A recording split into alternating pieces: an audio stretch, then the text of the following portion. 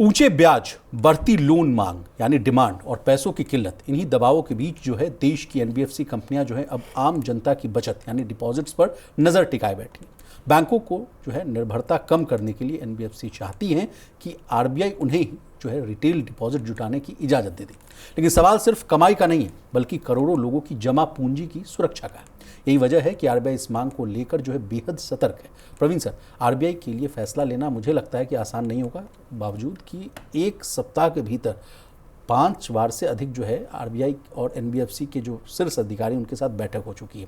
कई बार इनको जो है फटकार भी लगाया जा चुका है कि आप जो लोन बांट रहे हैं थोड़ा सा उसमें गंभीरता लाइए, देखिए, सुनिए, समझिए, तब जाकर लोन बांटिए। ऐसी जो है संकट अपार है। बैंकिंग सेक्टर की अगर बात की जाए सर, तो बैंक, कल ही हम लोग मनी सेंटर में इस चीज़ को डिस्कस कर रहे थे कि बैंक्स के पास डिपॉजिट की समस्या है। जितना पैसा है 100 रुपए के आसपास बैंकों के पास अगर डिपॉजिट्स है तो 100 रुपए के आसपास ही लोन बांटे भी जा चुके हैं।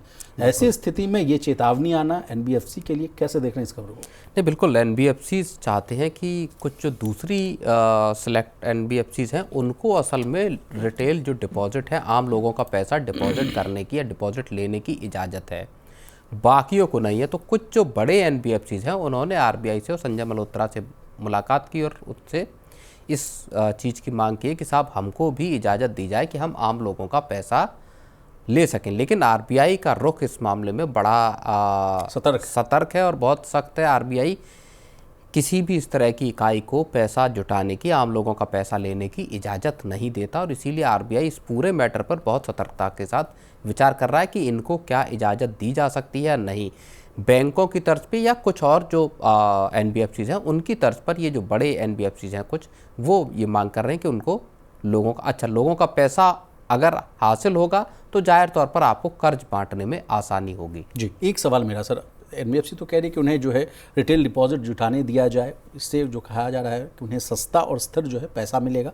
तीसरी बात जो आ रही है कि बैंकों के बराबर मुकाबला जो है लेवल प्लेइंग फील्ड हो जाएगा। मेरा आपसे एकदम सिंपल सा सवाल है सर, अब मैं जो है एक सरकारी बैंक से लोन लेने जाता हूँ तो मुझे 7% के आधार पर जो है ब्याज मिलता है, उस पर जो है 7% के आसपास हमको लोन मिल जाएगा।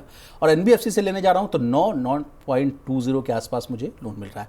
अगर ये बात मान ली जाती, खुदा न खास्ता, तो क्या उसी के आसपास फिर हमें लोन मिलेगा जैसा सरकारी बैंकों को मिल रहा है, उसी आधार पर मिलेगा या कुछ डिफरेंसेस उस समय भी रहेंगे? और ये फायदा होगा कि नहीं आम नहीं? डिफरेंसेस तब भी रहेंगे, जाहिर तौर पर डिफरेंस रहेगा। एनबीएफसी और बैंकों के जो ब्याज दरें हैं इनके बीच में एक गैप रहेगा।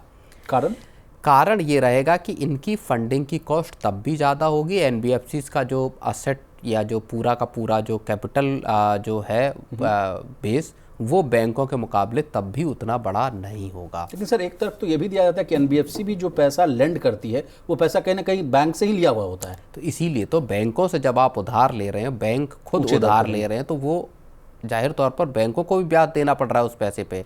जब आप बैंक से ले रहे हो तो आपकी कॉस्ट ऊपर हो गई, उसके बाद जब आप ग्राहक को लोन देंगे तो वहाँ से आप ज़्यादा पैसा मांगेंगे। तो किसी भी सूरत में बैंकों के मुकाबले या बैंकों के बराबर जो कर्ज की दरें होना एनबीएफसीज का, वो बहुत मुश्किल है। आसपास आ सकती है, गैप जो है वो कम हो सकता है। जी, अब आरबीआई क्यों हिचक रहा है, कुछ पॉइंट्स है सर, उन पर भी डिस्कस कर लेते हैं। एक तो है कि सुरक्षा की चिंता की बात कही जा रही है। कहा जा रहा है कि बैंकों में जो जमा है यानी जो डिपॉजिट्स है वो 5 लाख तक का जो पैसा है डीआईसीजीसी से सुरक्षित होता है, लेकिन एनबीएफसी की जो है डिपॉजिट्स पर ऐसी कोई सुरक्षा नहीं होती है। और लगातार हम लोग सर मनी सेंटर में इस चीज़ को दोहराते हुए भी नजर आने की, एक तो जो बैंकों का जो लिमिट है 5 लाख का, उसको तो बढ़ाना ही चाहिए, लेकिन एनबीएफसी वाला मामला भी आप समझा दीजिए। ये तो एकदम कोई भी चीज़ सुरक्षित नहीं है सर। नहीं, एनबीएफसीज पे पूरी तरह से आरबीआई का रेगुलेशन, जिस तरह का बैंकों पे रेगुलेशन है उस तरह से नहीं है। कुछ नियमों में छूट है, आप कर्ज बांट सकते हैं, लेकिन डिपॉजिट लेने की छूट नहीं है, क्योंकि डिपॉजिट जब आप लेते हैं तो फिर लोगों के पैसे की जिम्मेदारी होती है। बहुत सारे एनबीएफसीज को लेके आरबीआई को नियम सख्त करने पड़े। कई बार कई तरह के लोन देने पर भी आरबीआई को उनके पाबंदी लगानी पड़ी। आप अलग अलग समय को उठा के देखिए, 1-2 साल में ही कई एनबीएफसीज को गोल्ड लोन लेने से, गोल्ड लोन बांटने से रोक दिया था आरबीआई ने। तो ये मसला है। दूसरा डीआईसीजीसी वाला मामला है कि जो लोग पैसा जमा करते हैं, अभी 5 लाख रुपए तक का इंश्योरेंस है अगर आप बैंक में पैसा जमा कराते हैं, बैंक में एफडी कराते हैं या बाकी आपका खातों में पैसा है।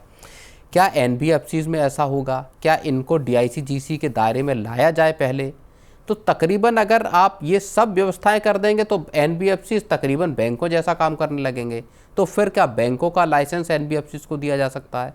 तो ये फिर कड़ी असल में ना लंबी जा सकती है। और मुझे लगता है कि आरबीआई एनबीएफसी तो बैंकों के बीच में एक फ़र्क रखना चाहता है और उसको उसी कैटेगरी में इनको रखना चाहता है। सर, एक रिपोर्ट है जिसमें कहा जा रहा है कि शायद ही 10 से 12 एनबीएफसी ऐसी हैं जो है जनता का जो पैसा है वो अच्छी तरीके से मैनेज कर पाती हैं या कर पाएंगी, लेकिन बाकी की करीब जो है 9,500 के आसपास है, उन पर बहुत कम भरोसा है। मतलब कहने का मतलब है कि एनबीएफसी जो है भरोसे लायक नहीं है, ये भी कहा जा रहा है सर। बिल्कुल सही बात है। एनबीएफसीज के अगर आप लैंडिंग प्रैक्टिसेस को देखेंगे, जैसा आप बता रहे थे, एनबीएफसीज की लैंडिंग प्रैक्टिसेस, वसूली की प्रैक्टिसेस, ये सारी इस तरह को हैं जिनको लेके बार बार सवाल उठते रहते हैं इस देश में। जी, जबकि आरबीआई की तरफ से ये भी कहा गया है कि बहुत ही अगर आप ऊंची दर पर अगर देना चाहें तो जो हाईएस्ट कैप है सर वो 12.5% के आसपास है, उसके ऊपर आप नहीं ले सकते।